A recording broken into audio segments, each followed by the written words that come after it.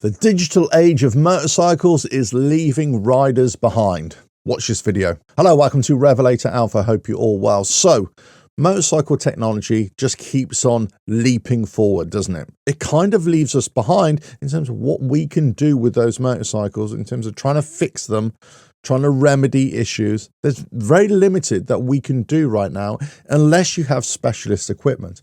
I'm talking about the home mechanic, the home service guy. Unless you have specialist equipment to test electronics in particular, then there's hardly anything you can do with that motorcycle anymore. More and more motorcycles are going that way, and it's not a recent thing. This has been going on for quite a few years, right?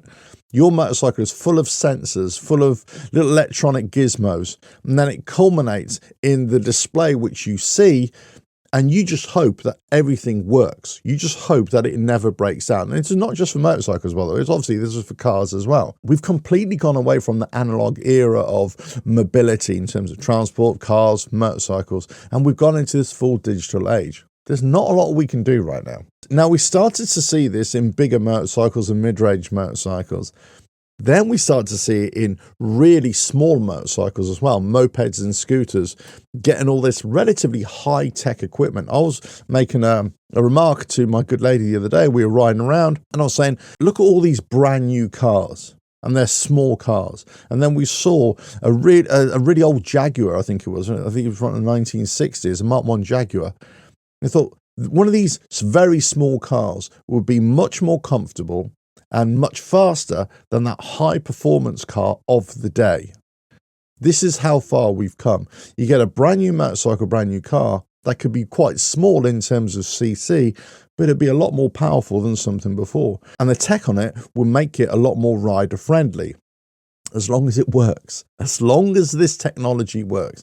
This is always going to be the problem, isn't it? You're going to buy something and you just hope it never fails. And you just hope if it does fail, it's easily fixable by somebody. Why am I making this video? Well, quite a few people actually have been sending me emails recently about this very subject. And thank you for that. I really appreciate it. Lots of people have been asking, well, where is this going in terms of technology? What can we do? Well, the reality is there's not a lot we can do unless you have specialist equipment and specialist interrogation equipment or software.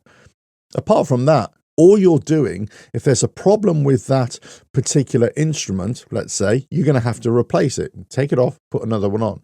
If there's something like a sensor that is broken, well, you're going to have to just swap out the sensor, whatever it is. But in terms of jumping in both feet into this new technological era, here's one word of caution.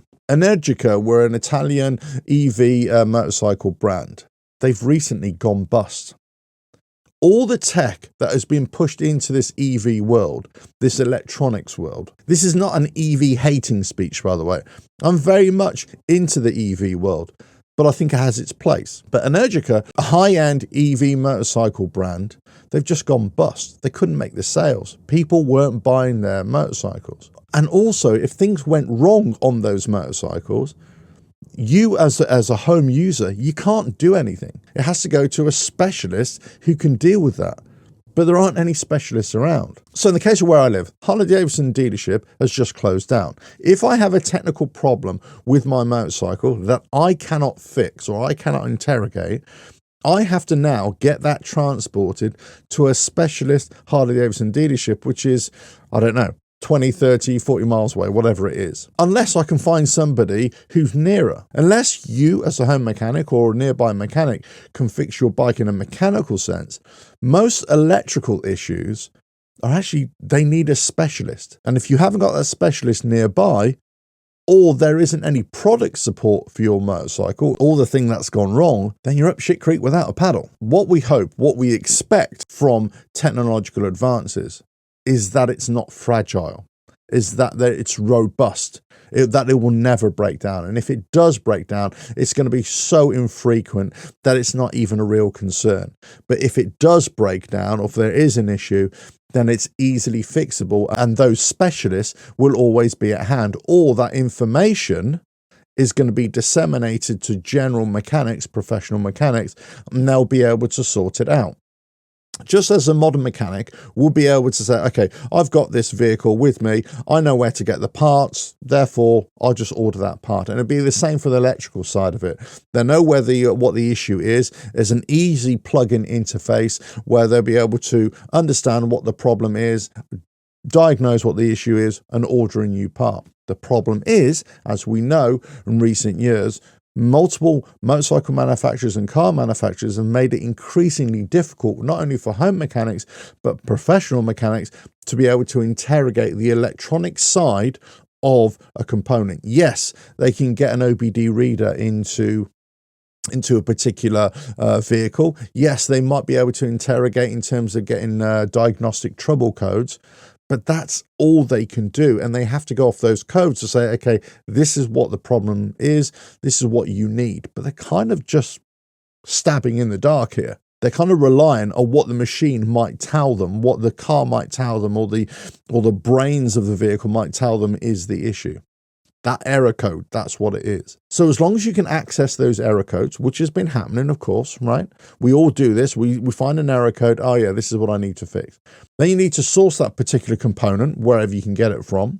And hopefully you can tie that in with somebody who can fit it for you, or you're going to have to try and fit it yourself. You hope that Digital Age of Motorcycling will make it so much easier that riders never have to worry about this kind of thing. And if we consider this, let's say from the 1960s, 1970s, 1980s even, and even into the 1990s, riders were much more in tune with their motorcycles. They could work on them a lot more.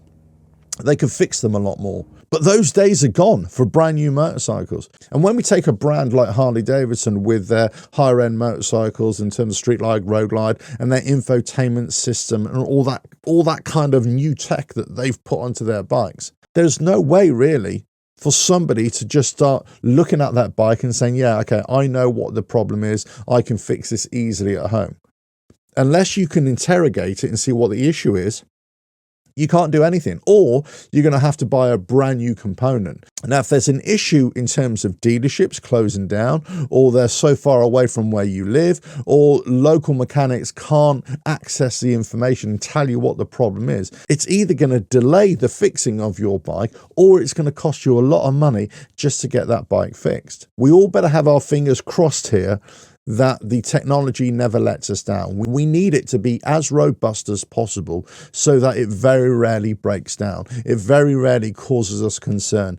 And this, yeah, you could say this about riders and bikers over recent years. They're much less in tune with the mechanics of their motorcycles these days because they never break down. Certainly not compared to what they used to years ago. And I'm talking about brand new motorcycles as well. And also people may not keep new motorcycles for a long time either. They might keep them for about 3 or 4 years and then just trade them in for a new one. So that time when things start breaking down after 3 or 4 years, hey, they probably never experienced them because they've already got rid of the motorcycle by then. It's been a changing world for quite a few years now, and we've had to adapt to it.